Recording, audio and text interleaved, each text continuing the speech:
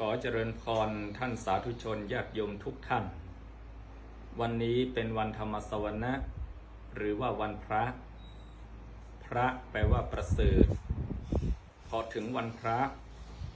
เราก็ทำตัวให้ประเสริฐกว่าวันอื่นๆ1 วันประเสริฐด้วยทานประเสริฐด้วยศีลประเสริฐด้วยธรรม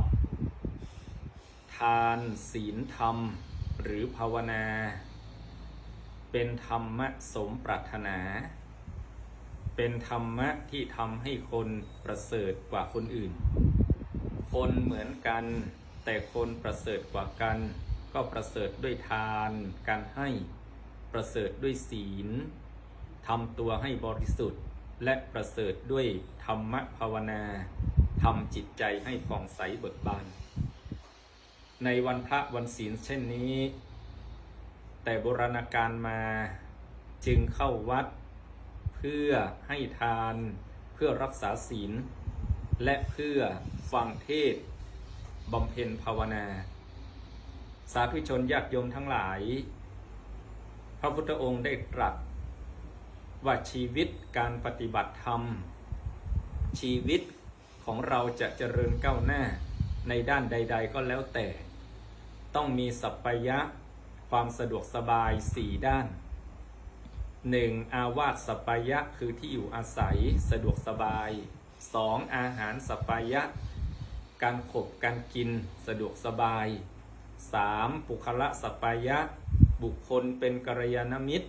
เป็นเพื่อนที่ดีต่อกัน 4. ธรรมะสัพพยะคือมีโอกาสที่ประพฤติปฏิบัติธรรมถ้าจะพูดให้เข้าใจง่ายก็คืออาวาสอาหารอาจารย์และอารมณ์ต้องมี4 อย่างนี้การพัฒนาชีวิตก็ตามการปฏิบัติธรรมก็ตามย่อมเจริญรุ่งเรืองก้าวหน้าได้ไวอาวาสสัพพยะต้องจัดที่อยู่อาศัยให้สะดวกสบายถ้าเลือกได้ก็เลือกที่อยู่ที่มีอากาศไม่ร้อนเกินไปไม่หนาวเกินไปที่อยู่ที่สะดวกสบายต่อการเดินทางสะดวกสบายต่อการประพฤติปฏิบัติธรรมอันนี้อาวาสสัพพยะ 2. อาหารสัพพยะ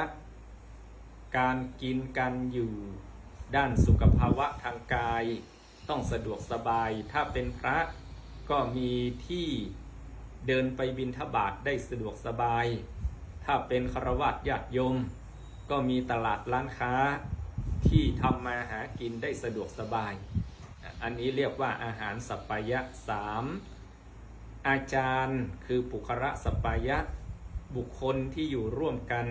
ต้องเป็นสัพพยะก็เป็นกัลยาณมิตรซึ่งกันและกันชีวิตจึงจะเจริญก้าวหน้าและอันที่ 4ก็คือธรรมะสัพพยะหรืออารมณ์สัพพยะต้องปรับอารมณ์ของตัวเราให้อยู่ได้ในทุกสถานการณ์ไม่ว่าสถานที่นั้นจะเป็นอย่างไรไม่ว่าอาหารการขบการกินจะเป็นอย่างไรไม่ว่าบุคคลที่เราอยู่อาศัยร่วมจะเป็นคนดีหรือคนไม่ดีเราก็ปรับอารมณ์ของเราคือมีธรรมะอยู่กับธรรมะแล้วชีวิตของเราก็จะมีความสุขมีความเจริญลูกไม่ได้ดังตัวผัวเมียไม่ได้ดังจิตธุรกิจชีวิตไม่ได้ดังใจเราทำอะไรไม่ได้เราก็มีธรรมะทำใจของเราให้อยู่ดีมีสุขเพราะฉะนั้นในโอกาสวันพระวันศีลขออนุโมทนาสาธุชนญาติโยมทุกท่านอยู่ที่ไหนอาวาสที่อยู่จะเป็นอย่างไรอาหารการขบการกินจะเป็นอย่างไรบุคคลจะเป็นอย่างไรดีหรือไม่ดีขอให้เรามีอารมณ์คือมีธรรมะจัดการกับวิธีคิดจัดการกับวิถีดำเนินชีวิตของเราให้มีความสุขสมฐานะของตนขอบุญกุศลที่ท่านทั้งหลายได้กระทำบำเพ็ญมา และอานุภาพแห่งพระพุทธพระธรรมพระสงฆ์จงคุ้มครองปกป้องรักษา ให้ทุกท่านทุกคนมีแต่